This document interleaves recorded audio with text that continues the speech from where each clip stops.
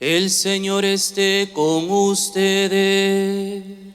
Y con tu espíritu. Lectura del Santo Evangelio según San Mateo. Gloria a ti, Señor.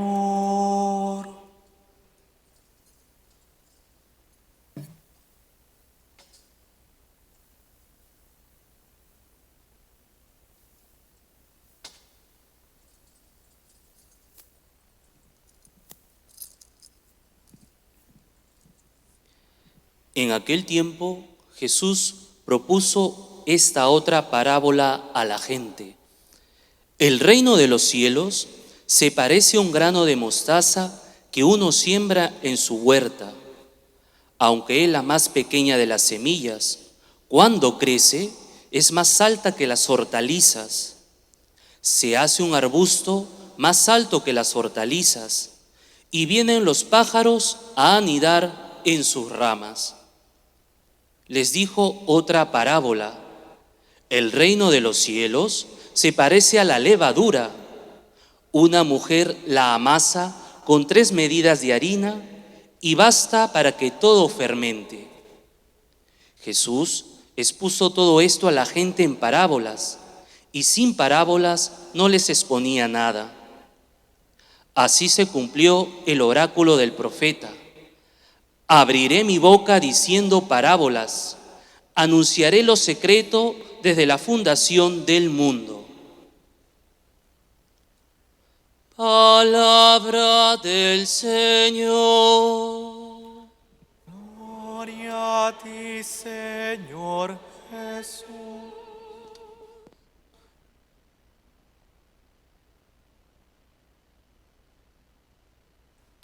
Recibimos la bendición con los santos evangelios.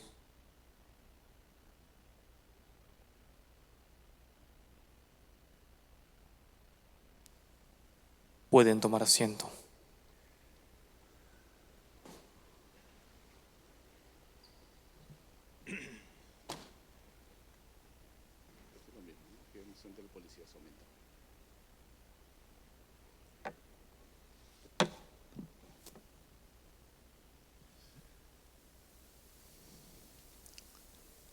Señor Presidente del Congreso de la República, don Pedro Olaechea, señor Ministro del Interior, Carlos Morán, señor Comandante General de la Policía, José Luis Lavalle, hermanos y hermanas de la Policía Nacional, del Colegio de Enfermeras, de la Federación de Enfermeras y de la Tercera Orden de los Dominicos.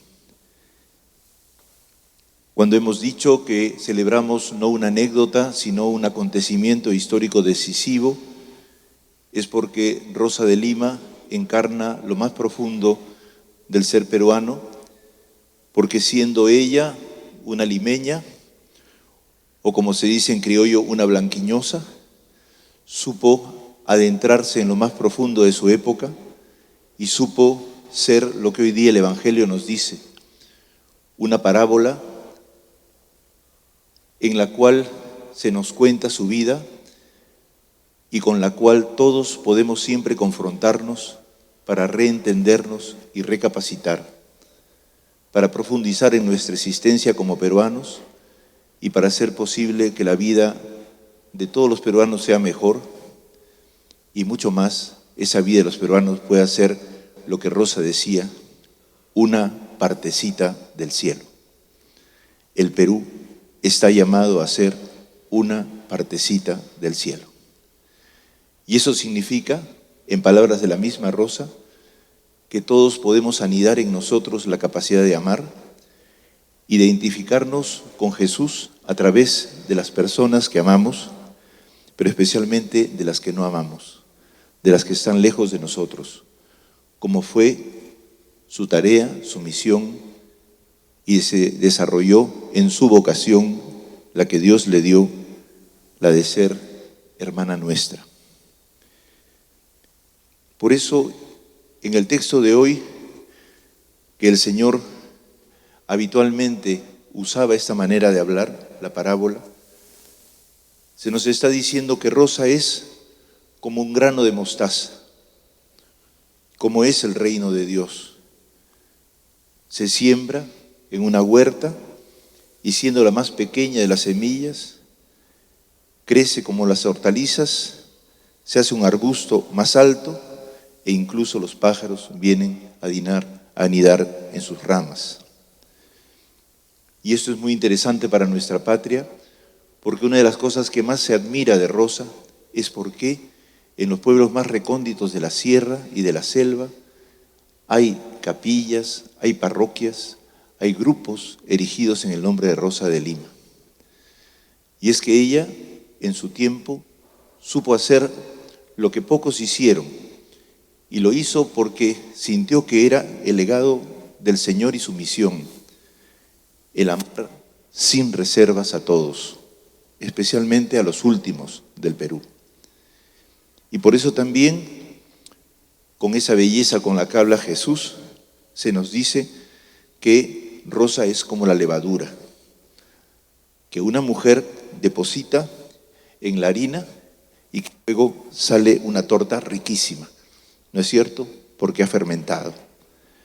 Y eso es muy importante también porque nosotros en estos siglos hemos crecido al amparo de su ejemplo y la verdad es que hoy día podemos decir que hemos crecido como pueblo y hemos aprendido muchas cosas interesantes y bonitas. Lo importante es que ellas se constituyan en cosas realmente sólidas y permanentes y todas las cosas feas se puedan ahogar. En ese sentido, hoy día debemos recordar algo de su historia, porque si el Señor la ha puesto como parábola nuestra, es muy importante que algunos elementos de la historia de Rosa pudiéramos conocerlos y desgraciadamente nos hemos quedado en algunas anécdotas que en realidad no se deben a nosotros, que nos gustan las anécdotas más sencillas, ¿no es cierto? Que Rosa es la rosa de los mosquitos, que Rosa es la rosa de los pajaritos, y que son lindas, pero que no son suficientes para comprender la grandeza, fortaleza y envergadura de esta mujer. Una primera nota muy importante de Rosa es que ella fue hija del arcabucero mayor de Lima, por eso es patrona de la policía, porque su papá era el jefe de la policía en época del virrey Toledo. Y luego de eso, cambiado el virrey, lo mandaron a su papá a trabajar a Quibes. Hoy día se ha descubierto que no son 3 años que vivió en Quibes, sino que vivió 7 años, es decir, toda su adolescencia en el paso a la madurez. Y por lo tanto, Rosa es Rosa joven que tuvo que mirar una realidad que ella desconocía y tuvo que comprender la hondura de lo que estaba ocurriendo. Por eso los nuevos historiadores que ya han ido profundizando cosas nos dicen que en ese camino Rosa encontró el desafío de enfrentar en su vida el trato ya no solamente con la ciudad, en la cual, acá en Lima, había aprendido a enamorarse de la cruz del Señor. Era apasionada de la cruz, no podía ver el cruce de 2 losetas sin taparla para que nadie la pisara, porque no le parecía que en cada elemento en que estaba Jesús alguien pudiera pisarlo. Tenía una especie de apasionamiento desde pequeña, tanto que no podían llegar a Santo Domingo desde la avenida Tacna, a la actual avenida Tacna, porque siempre se interrumpía para ponerle hojas o papeles para que no se pisaran los cruces. Era una enamorada de la cruz de Cristo desde niña, pero en Quibes encontró a los mineros y encontró a los campesinos y empezó a ver su sufrimiento. Hoy día podemos identificar en el camino espiritual de Rosa, llamado también la escala al cielo o la escala espiritual, signos de instrumentos campesinos que ella coloca como momentos importantes del camino hacia Dios. No son simplemente algo así como unas reglas, unas formalidades espirituales, sino son relaciones directas, al parecer, con personas que probablemente en la biografía, la autobiografía que ella escribió, están presentes, aunque esa autobiografía desapareció para ser sustituida por la biografía del señor Leonard Hansen. Lo más importante, hermanos, es que esos instrumentos campesinos están unidos a estos instrumentos mineros, como por ejemplo la antorcha de los mineros que entra en la mina. Y ella, justamente, siendo una mujer que se dejó iluminar y golpear por esa realidad, tuvo la maravilla en su vida de descubrir en esas realidades un llamado, el llamado a poder enfrentar la realidad dura que se vivía en ese tiempo por parte de esta gente y de decidir una forma de vivir para, podríamos decir, servir a la gente. Su madre cuenta en el testimonio de la beatificación lo siguiente: llevóla consigo un día a la oficina en que se labraban los metales de plata, retiróse Rosa y preguntándole si le movía a curiosidad, respondió que no, que de los minerales se sacaba escasamente el oro de la virtud. Madre, dijo, estos son bienes mentirosos, tienen muchos achaques y es la moneda que el mundo ofrece para perdernos. Los del espíritu son los verdaderos y en la voluntad nuestra tienen asegurada la duración, pues los tenemos siempre que queremos tenerlos. A los 12 años, una vez confirmada por Santo Toribio, Rosa de Lima opta, o Dios o el dinero, o Dios o los metales mentirosos, o el oro de la virtud, o el oro de la ganancia y del vicio. Y es que Lima era una ciudad llena de dinero porque ganábamos muchísimo. Éramos conocidos mundialmente, los peruanos y los limeños, tanto que en Venecia y en Italia se decía cuando valía algo, ¿no? Y en Europa vale una Venecia. Y desde que se expandió la ganancia de la minería y la fama del Perú, se empezó a decir, vale un Perú, que fue nuestro primer orgullo nacional. Pero simultáneamente ella dice, cuidado, porque esos minerales son mentirosos.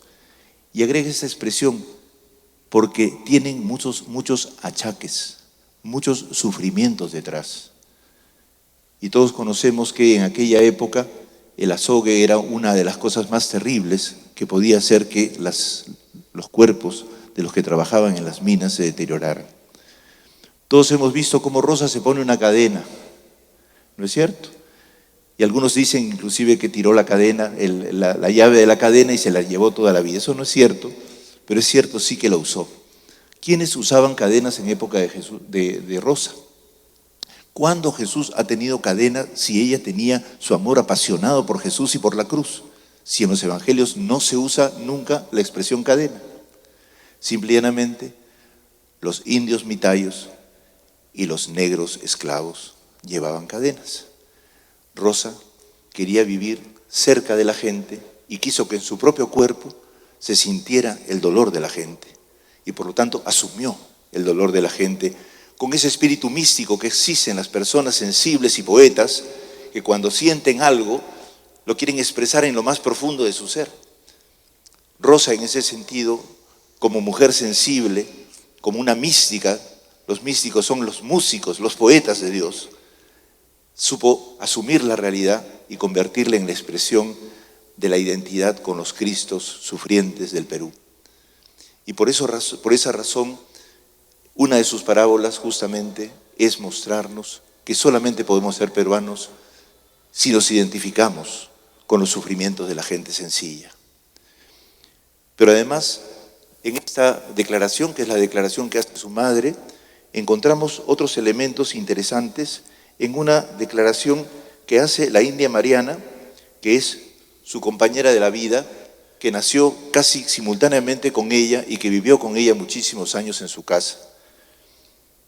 Le preguntan a la India Mariana en la beatificación, en el interrogatorio de la identificación, en la pregunta 19, le preguntan si ella era caritativa. Miren la respuesta, porque le preguntaron si era caritativa con su papá, con su mamá, con su tía, con su abuela. con su abuelo. Y ella respondió. A la pregunta 19 dijo que sabe que era bendita virgen, que era la bendita virgen de grande caridad y amor al prójimo. Curaba a todos los que podía y para este efecto los traía a su casa doliéndose de sus enfermedades, sin reparar que fuesen negros o indios, ni de enfermedades asquerosas. Cuando sabía que alguno estaba en pecado, hacía diligencia para sacarle de él. Y esto responde. La India Mariana, que la conoció íntimamente, da testimonio de que ella, su caridad, la orientaba sobre todo a los negros y a los indios y a la gente de enfermedades asquerosas. De una de esas enfermedades asquerosas murió Rosa, porque tratando de extraerle la sangre a uno de esos que estaba enfermo del hígado, y teniendo ella ya problemas de hígado, la invadió, se infectó y murió. Ese nivel de solidaridad, de identificación con el sufrimiento humano, es lo que necesitamos los peruanos también. Necesitamos considerar en nuestras vidas cuánto sufrimiento hay para salir de nosotros mismos, como el Papa Francisco nos dice, una iglesia en salida, que tiene en cuenta el dolor del otro, que no piensa en sí mismo. Digamos inclusive de una manera nueva, que por pensar en sí mismo para tener felicidad, tiene que pensarse en la felicidad del otro, porque no puedo ser yo feliz si el otro no es feliz. Y por esa razón, hermanos y hermanas, hoy día vamos a leer un texto que nos permita a todos juntos reparar en lo que era Rosa y por qué, cuál era la razón de ser así. Y ella lo dice de una manera preciosa en una declaración que hace a un grupo de la Inquisición que le interrogó. A Rosa nunca la juzgaron por la Inquisición, pero sí es cierto que le dieron un interrogatorio para que aclarara lo que vivía. Se pensaba en esa época que las personas que tenían experiencias personales muy intensas estaban medias locas, como ahora pensamos de Rosa, que se flagelaba y esas cosas. No se flagelaba, hermanos y hermanas, para calmar la ira de Dios.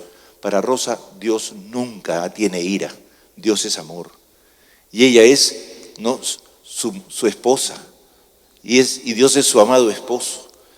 Y ella vive intensamente, con amor y ternura, con poesía y alegría, la relación con Dios, como la vivimos muchos de los peruanos. Ella nos ha enseñado a amar poéticamente al Señor. Y por eso los peruanos a veces somos un poco ilusos, ¿no?, un poco poetas. Nos gusta decir las cosas bonitas. Por eso cantamos Contigo Perú con un corazón impresionante, porque sabemos que amamos y queremos esta patria, pero a veces luego no sabemos aterrizar. Y a veces entonces no plasmamos esa poesía en una acción práctica, creativa, novedosa, que es nuestra gran tarea histórica después de siglos, con Rosa. En este texto, Rosa declara qué cosa le pasa a ella internamente. El tribunal, después de escuchar este texto, quedó sorprendido de la hondura de lo que decía. Probablemente hoy día no podemos hacer exégesis y aclarar todo lo que dice aquí, pero la forma en que lo dice es suficiente para que entiendan ustedes que no era Rosa una persona religiosa, podríamos decir, sumergida en un cristianismo o catolicismo de normas y de reglas. El Papa Francisco dijo que nuestros santos son santos proféticos, son santos que nos dejan un mensaje importantísimo que tenemos que descifrar. Después de esta misa publicaremos en la página web esta frase para que la meditemos y así todos la podamos copiar y aprendemos a rezarla, porque es unas frases preciosas y así vamos a discernirlas juntos todos. Dijo ante la presión del tribunal que le exigía que dijera qué le pasaba internamente. Ella no quería, porque dice las cosas íntimas no se pueden contar así nomás, y menos a un tribunal. Sin embargo, por la presión tuvo que hacerlo. Terminemos esta homilía escuchando a Rosa.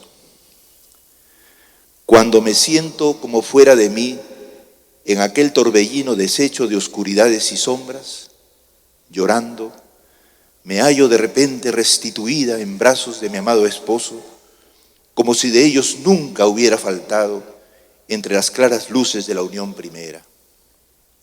Siento unos impulsos ardientes de amor, como río o arroyo, que corre sin las presiones del cauce que tiene su curso, con rápida y violenta corriente, buscando su descanso en la mar. Luego sopla apacible y fresca el aura de la gracia y comienza la tormenta gloriosa, a donde se anega el alma en aquel inmenso piélago de bondad y dulzura, y con transformaciones inefables se transforma en el amado, deshaciéndose de sí y haciéndose una con él. Rosa sentía siempre que Dios estaba con ella. El Señor es su amado.